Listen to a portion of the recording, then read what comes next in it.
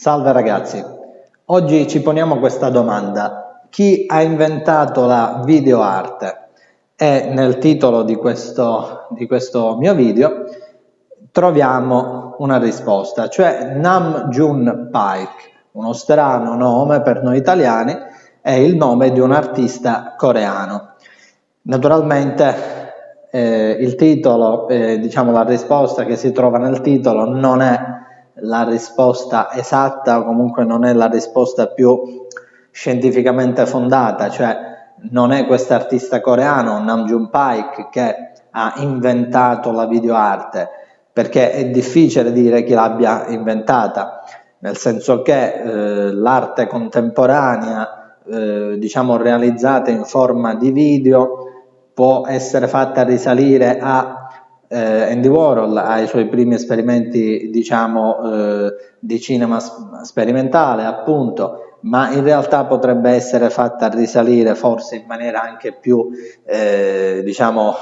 vera, ai primi esperimenti cinematografici degli espressionisti e soprattutto dei futuristi, quindi stiamo parlando dei primissimi del Novecento. Ma perché si può dire che in qualche modo anche Nam June Paik abbia inventato la videoarte? Perché è con lui che la videoarte diventa parte integrante, diciamo è con lui che la videoarte entra di prepotenza nel sistema dell'arte contemporanea, a partire dalla sua installazione famosa alla Biennale di Venezia negli anni 60, è appunto costituita da moltissimi televisori, sostanzialmente schermi televisivi, che proiettavano a volte in differita, a volte in diretta, video, testimonianze appunto video di altri artisti, di operatori, di performer da tutto il mondo. È da questa installazione che, diciamo, la videoarte entra appunto a pieno titolo nel sistema anche espositivo dell'arte contemporanea. Nam June Paik, che è un artista appunto coreano, aveva fatto degli studi musicali in Corea e Giappone ed è la musica, diciamo, a portarlo poi verso l'arte contemporanea, perché per approfondire i suoi studi sperimentali musicali lui va in Germania, incontra John Cage, poi è da lì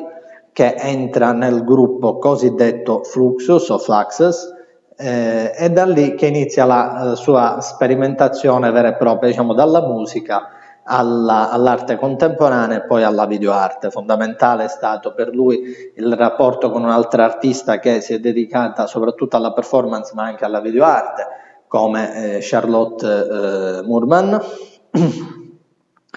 E quindi è anche da questo sodalizio che nascono diversi suoi lavori.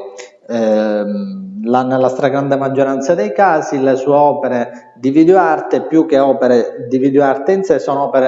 video installazioni, cioè lui lavora molto, non possiamo dire che lavora solo col video, bensì sarebbe più giusto dire che Paik lavora con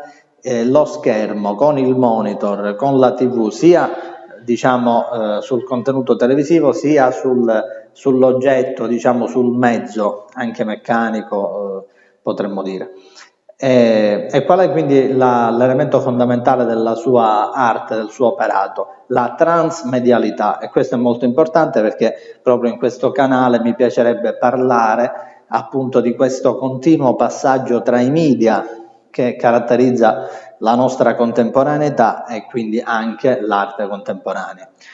Quindi secondo me la più grande lezione che ci lascia Nam June Paik è proprio questa, cioè il fatto che l'artista contemporaneo deve riflettere, è giusto che rifletta sulle caratteristiche e soprattutto sulle contraddizioni del mezzo dei media dominanti nella propria epoca. Quindi allo stesso modo ci si poteva e ci si doveva, in alcuni casi lo si è fatto, concentrare, diciamo, si doveva analizzare la potenza del mezzo cinematografico nella prima metà del secolo scorso. Nam June Paik apre la strada a una riflessione nella seconda metà del Novecento su quello che era il mezzo più potente e anche più nuovo, diciamo, di quell'epoca, cioè il mezzo televisivo. Noi, artisti contemporanei di oggi, in primis io in qualche modo nel mio piccolo, penso di avere il dovere di riflettere su quelli che sono i media dominanti oggi, e quali sono internet, i social network e YouTube stesso. Quindi questo penso sia, in questo penso consista l'eredità